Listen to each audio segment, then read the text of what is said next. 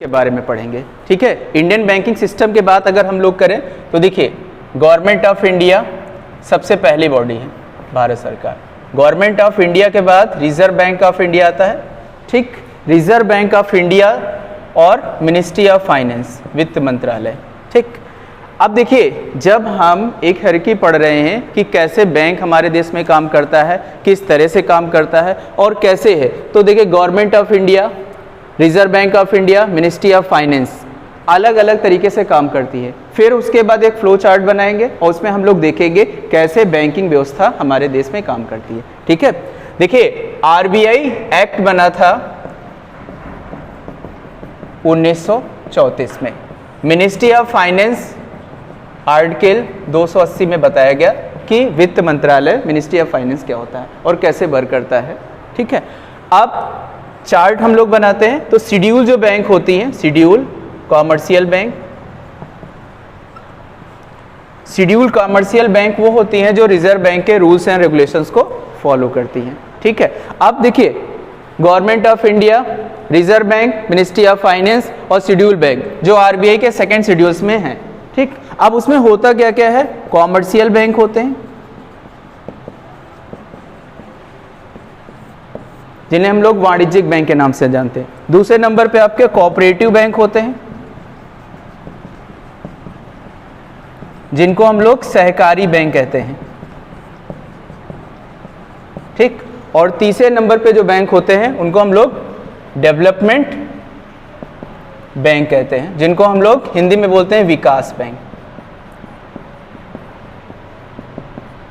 ठीक, देखिए commercial bank जिनको हम लोग वाणिज्यिक बैंक कहते हैं, इनका जो मेन मोटो होता है वो बेनिफिट कमाना होता है। अब कॉमर्शियल बैंक हमारे चार तरह के होते हैं।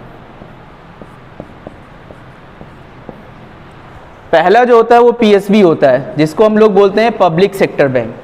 ठीक, जिसमें गवर्नमेंट के जो होते हैं वो 51% शेयर होते हैं और जो पब्लिक कंपनी होती है उसके 49% शेयर होते हैं।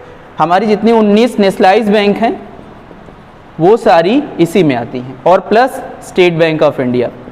प्रेजेंट टाइम अगर हम लोग बात करें तो केवल 12 बैंक ही ऐसी रह गई हैं जो नेशनलाइज बैंक के रूप में वर्किंग कर रही।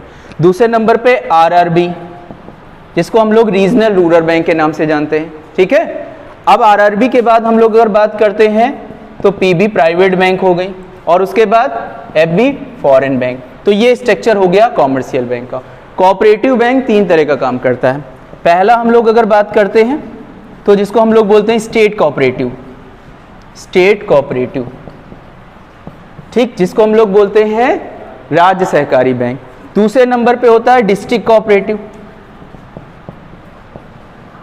जिसको हम लोग क्या बोलते हैं, जिला सहकारी बैंक। और तीसरे नंबर पे होता है primary agriculture credit society cooperative जिसको बोलते हैं प्राथमिक क्षेत्र का ग्रामीण bank.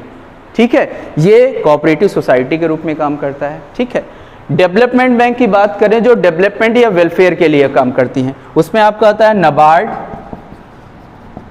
National bank for rural and development, NABARD हो गया। एनएचबी नेशनल हाउसिंग बैंक हो गया, राष्ट्रीय आवास बैंक हो गया। SIDBI small industrial development bank of India, SIDBI हो गया। और आपका आईएफसीआई इंडस्ट्रियल तुम्हारा financial corporation of India, investment corporation of India.